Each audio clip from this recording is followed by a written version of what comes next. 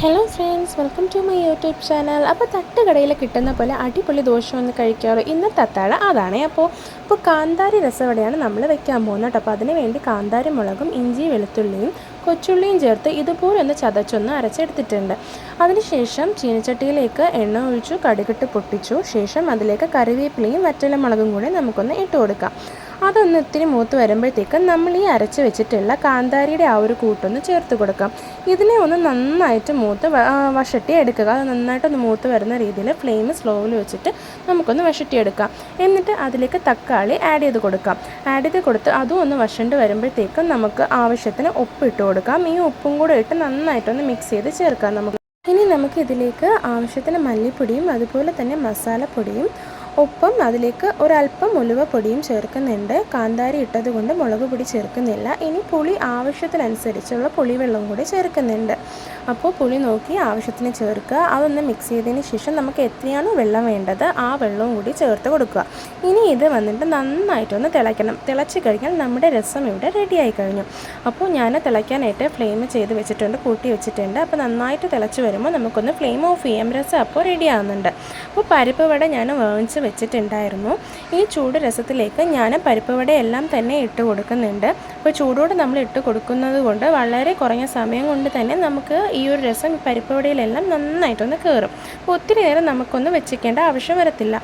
നല്ല രീതിയിൽ രസം ഈ പരിപ്പ് വടയിലേക്ക് നന്നായിട്ട് കയറി നല്ല സോഫ്റ്റും രുചിയും ആ രസത്തിൻ്റെ രുചിയും അതിലേക്ക് വരുന്നുണ്ട്. അപ്പോൾ നമ്മുടെ കാന്താരി രസവട ഇവിടെ റെഡി ആയിട്ടുണ്ട്.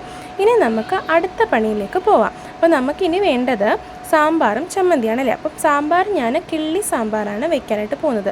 കിള്ളി സാമ്പാർ വെക്കുന്ന വീഡിയോ ഞാൻ ഓൾറെഡി അപ്ലോഡ് ചെയ്തിട്ടുണ്ട്. അപ്പോൾ ആ സമയത്ത് നമുക്ക് കിള്ളി സാമ്പാറിന് കഷ്ണങ്ങൾ മലക്കറികൾ വേറെ ഒന്നും തന്നെ വേണ്ട. പക്ഷേ ഇവിടെ എനിക്ക് ക്യാരറ്റും അതുപോലെ തന്നെ ഉരുളക്കിഴങ്ങും കിടന്നത് കൊണ്ട് ഞാൻ അതും കൂടെ പരിപ്പിനൊപ്പം ആഡ് ചെയ്ത് വേവിച്ച് എടുക്കുന്നുണ്ട്. അപ്പോൾ ഈ സമയത്ത് ഞാൻ കൊച്ചുള്ളിയും തക്കാളിയും പച്ചമുളകും എല്ലാം കൂടെ ചേർത്ത് ആ ഒരു മിക്സ് ഒന്ന് റെഡിയാക്കിയിട്ട് നമ്മൾ വേവിച്ച് വെച്ചിട്ടുള്ള പരിപ്പും ഉരുളക്കിഴങ്ങും എല്ലാം മിക്സ് ചെയ്ത് അതിനാവശ്യമുള്ള അരപ്പും എല്ലാം ഇട്ട് കിള്ളി സാമ്പാറും റെഡിയാക്കി കഴിഞ്ഞു. അപ്പോൾ ഇനി അടുത്ത നമുക്ക് വേണ്ടത് ചമ്മന്തിയാണ്. വെള്ള ചമ്മന്തിയാണ് ഞാൻ വെക്കാനായിട്ട് പോകുന്നത്. അതിനു വേണ്ടി കൊച്ചുള്ളിയും പച്ചമുളകും ജീരകവും തേങ്ങയും കൂടി ഇട്ട് മിക്സിയിലൊന്ന് അരച്ച് മാറ്റി വയ്ക്കുന്നുണ്ട്. എന്നിട്ട് എണ്ണയും കടുകും ഇട്ടതിന് ശേഷം കൊച്ചുള്ളിയും കറിവേപ്പിലയും കൂടി ഇട്ട് നമ്മൾ അരച്ച് വെച്ചിട്ടുള്ള ആ ഒരു തേങ്ങയുടെ അരപ്പ് ഇതിലോട്ട് ചേർത്തിട്ട് ആവശ്യത്തിന് വെള്ളവും അതുപോലെ തന്നെ ഉപ്പും കൂടി ചേർത്ത് നന്നായിട്ടൊന്ന് മിക്സ് ചെയ്ത് എടുക്കുന്നുണ്ട് കേട്ടോ. അപ്പോൾ നമ്മുടെ ചമ്മന്തിയും അവിടെ റെഡിയാകുന്നുണ്ട്.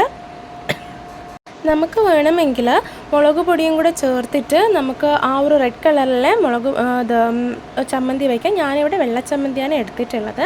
അപ്പോൾ നമുക്ക് ചമ്മന്തി സാമ്പാറും അതുപോലെ തന്നെ രസവടയും റെഡി ആയിട്ടുണ്ട്. ഇനി അതിനൊപ്പം നമുക്ക് അത്താഴം സുഭിഷ്ടമാക്കാനായിട്ട് ചായയും കൂടെ ഞാൻ ഇടുന്നുണ്ട്. അപ്പം നമ്മുടെ ഏലക്ക ചായയാണ് ഞാൻ ഇടുന്നത്. ഏലക്ക ചായയും റെഡി ആയിട്ടുണ്ട്. അതിനൊപ്പം പപ്പടവും പൊരിച്ച് അതുപോലെ തന്നെ മുട്ട ഓംപ്ലേറ്റും കൂടെ ആയപ്പോഴത്തേക്കും നമ്മുടെ അത്താഴം വളരെ സുഭിഷ്ടമായിട്ടുണ്ട്. വളരെ ടേസ്റ്റി ആയിട്ടുള്ള തട്ടുകട സ്പെഷ്യലായിട്ടുള്ള നമ്മുടെ ദോശ റെഡി ആയിട്ടുണ്ട്. ചായക്കൊപ്പം വളരെ സന്തോഷത്തോടു കൂടി രസവടയും വെച്ച്, അതും കാന്താരി രസവടയും വെച്ച് കഴിക്കാം. അപ്പോൾ എല്ലാവരും മസ്റ്റായിട്ട് ട്രൈ ചെയ്യുക. പിന്നെ എന്താണ് പറയാനുള്ളത്, ഇത്രയാണ് കേട്ടോ ഇന്നത്തേക്ക്. അപ്പോൾ വീഡിയോ ഇഷ്ടമെങ്കിൽ ലൈക്ക് ചെയ്യുക, ഷെയർ ചെയ്യുക, കമൻറ്റ് ചെയ്യുക, സബ്സ്ക്രൈബ് ചെയ്യുക. Bye friends, enjoy.